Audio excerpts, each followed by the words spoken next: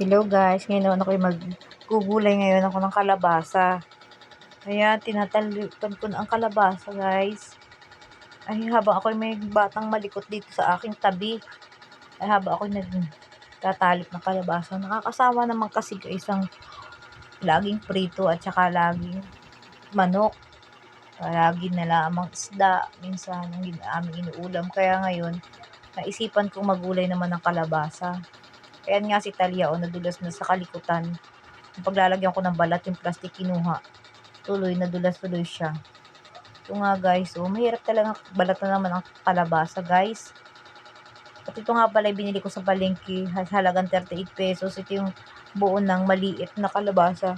Ito daw ay sobrang ligat. As matamis-tamis daw ito pag naluto.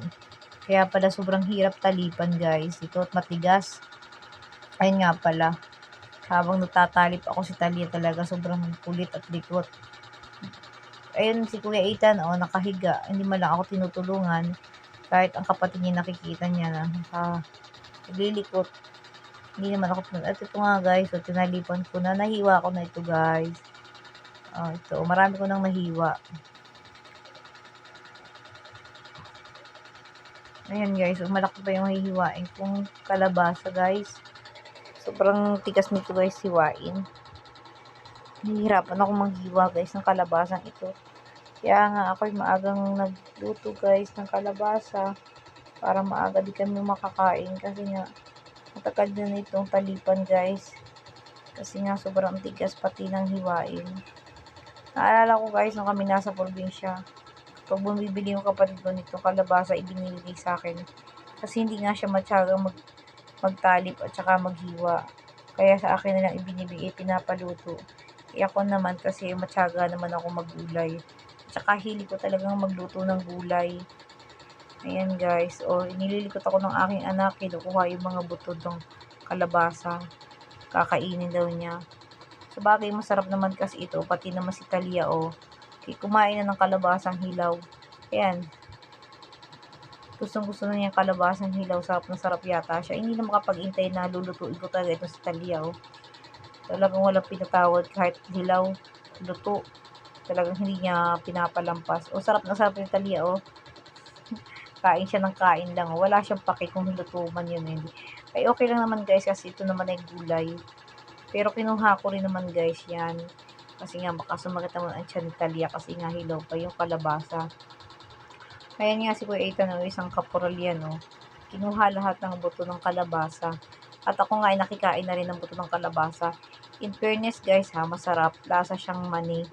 Hindi katulad nung mga nabibili natin kalabasa, butong kalabasa. Ito matabang, pero yung laman niya lasang mani. Tsaka nga guys talaga ako, nahilig na ako kumain din ng buto ng kalabasa. Kinukuha ko talaga yung buto ng kalabasa nung medyo mataba-taba yung mga buto. Sarap kaya siya guys, lasang mani at saka pinapatuyo ko yun. Yan guys.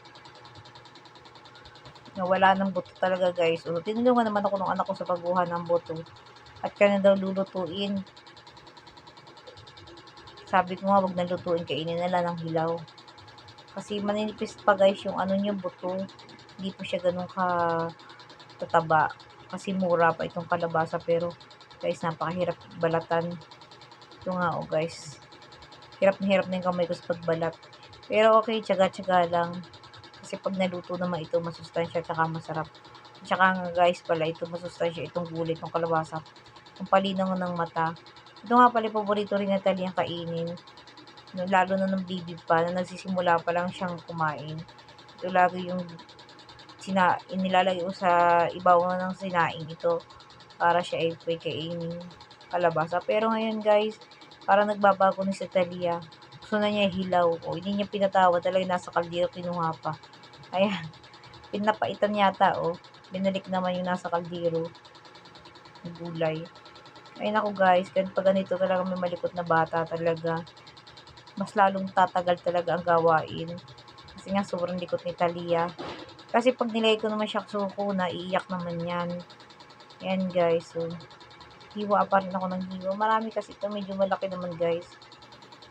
Kaya guys, yung aking binili na medyo malaki kasi para makabigay naman ako sa kapitbahay. Kasi minsan naman pag may mga ulam sila, binibigyan din naman nila ako. Bigayan kami dito guys ng mga ulam. Kaya kapag nagluluto din ako, medyo marami. Pag may budget, dinadamihan ko na para makabigay din naman ako. Kaya nga guys, pinabili ko na yung anak ko ng malunggay. Ayan. At saka dilis. Masustansya kasi guys ang may malunggay. Lalo na pag katulad kong nagpapasusot, nagpapadede. At mas masustansya rin ito guys sa mga bata, katulad ni Talia, na mahilig sa sabaw. Ito na guys, natapos na yung aking paghiwa guys. Sa wakas, maluluto ko na ito. At guys, ang akin naman gagawin ay huhugasan ko ito ng bonggang-bongga para malinis kasi nga guys, nahulog na ito sa simento. At saka guys, bago ko nga muna lutuin, ilinis ko muna ang mga kalat ng aking mga junakis. Ayan, daming nakakalat sa simento ng mga balat ng kalabasa. Ayan, pinunasan ko muna para malinis muna ang simento namin para bago ako magluto, wala na akong matapakan ng mga balat-balat. Ayan nga guys, yung anak ko naman na lalaki, hindi naman marunong maglinis yun. At saka nga guys, pagkatapos kong maglinis ng simento at magpunas, maghihiwan ako ng sibuyas, bawang at luya. Masarap kaya guys yung may luya kasi parang mas masarap kasi ang may luya kasi parang may manok din na lahok yung aking gulay. Ayan nga guys, hiwain ko na ang Ayan nga guys, niwa ko na at tinulungan naman ko ni Talia na paglagay ng sibuyas, bawang at luya sa kaldero. Ayan. Parang gusto niya nga kainin yung sibuyas at bawang eh.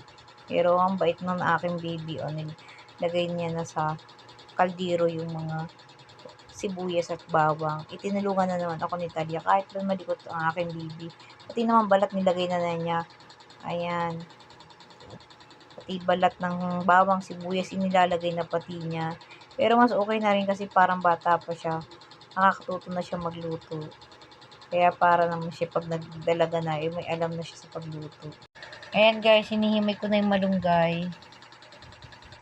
Ito nga pala, 10 piso sa palengke. Pinabili ko kay Nathan. Ayan guys, kasi marami na naman yung 10 piso sa palengke na magbibili mo ng malunggay.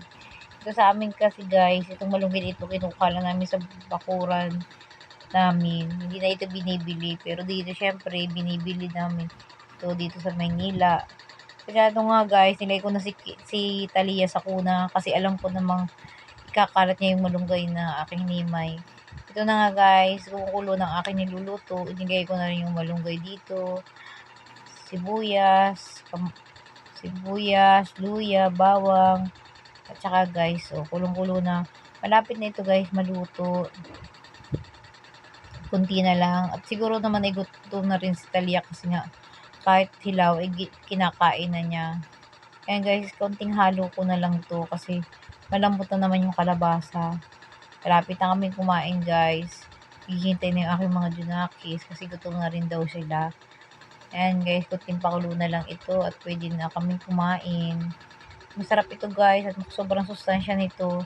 Lalo na sa katulad ng Ma'am Shi na nagpapadede. Sobrang sustansya nito guys. At guys, thank you